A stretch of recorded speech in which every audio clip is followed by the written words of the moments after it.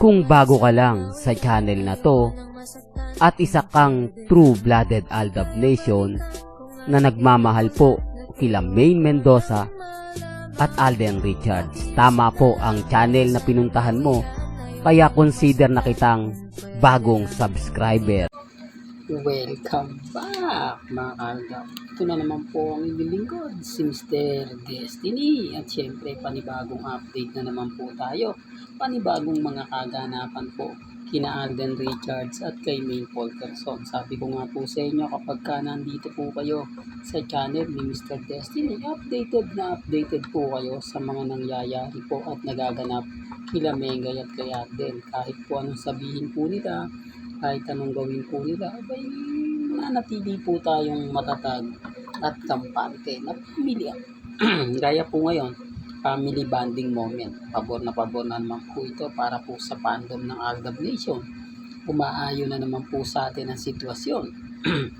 Ang daming photos po ang kumakalat ni hindi na nga po inilalabas ang mukha ni Congressman Arjo para kay Mengay. Ito yung mga natitirang army, mga main fanatics na sinusuportahan na lang po nila ay si Mengay. At syempre gusto na rin po nila kay Alden Richards. Kaya nga po natutuwa rin ako. Dahil hindi ko rin ina-expect na may mga ganitong mangyayari, may mga ganitong magaganap. Na tumarating din talaga yung point mga Aldab na ito na talaga yung pinakahihintay natin. Ito na talaga yung pinakaabangan ng lahat. Ang pagbabalik nila Mengay at ni Alden. Although sinasabi ng iba, ako nag-i-illusion ka na naman, Mr. Destiny. Pero pansin nyo po ba, yung mga nangyayari ngayon, nagaganap sa social media. Kung makikita nyo, bagong commercial ni Alden, di po ba, na Tide, nanumbalik na naman po yung 2015. Real talk, 2015 po yun, ang unang TV commercial ng Aldab sa Tide. Na balik-balikan, napakasarap panoorin, yung tipong marami nakaka-relate, di po ba? Totoo naman po mga ka-Aldab di po ba? Paulit-ulit kong sinasabi, lalo na po sa mga baguhan at dumadaan sa channel ni Mr. Destiny, kapag pinag-uusapan po ang Aldab o sila Mengay at si Alden, marami kinikilig, marami natutuwa, marami ang masayang-masaya. Hindi po ba? Sinasabi ko lang ito mga Aldab para lang po malinaw, para lang po klaro, para lang po sa mga taong hanggang ngayon hindi po tanggap yung mga sinasabi at pahayag po natin. Mga pahayag na kung saan maraming hindi sang-ayon, na normal lang, hindi naman po ako namimilit. Sabi ko nga po sa inyo, kung ano po yung sa palagay po ninyong tama, at kung ano po yung sa palagay nyo na mali, okay lang. Di po ba?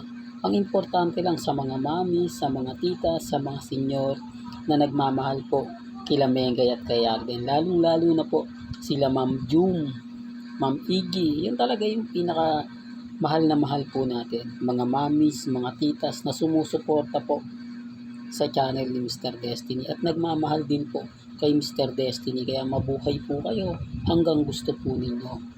Di po ba? Kaya nga po kita nyo naman hindi ako natitinag. Kahit sabihin nila 10 na lang yan Mr. Destiny, pagpalit ka ng content, ba't ko naman po gagawin yun? Bakit naman po ako magpapalit ng content? Di po ba? Talagang naninindigan po ako para po sa Aldab. Naninindigan po ako para ipaglaban ang buong kwento at istorya kina Alden at kay Maine. Kaya makita nyo naman po yung mga pagbibigay suporta para lang sa Aldab Nation.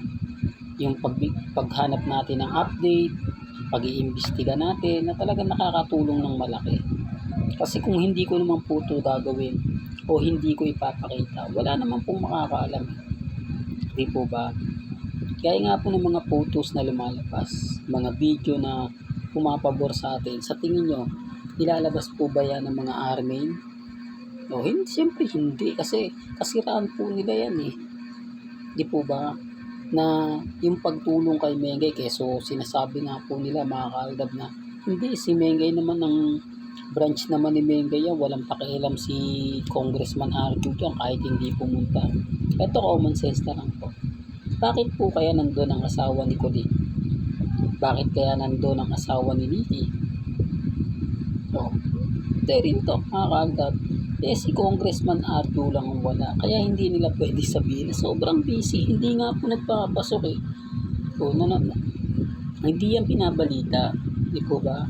Kaya nga po yung nagsasabi lang po yung mga kaagap, yung mga staff at crew, talagang sumusuporta ngayon at nagmamahal kay Congressman Arjo.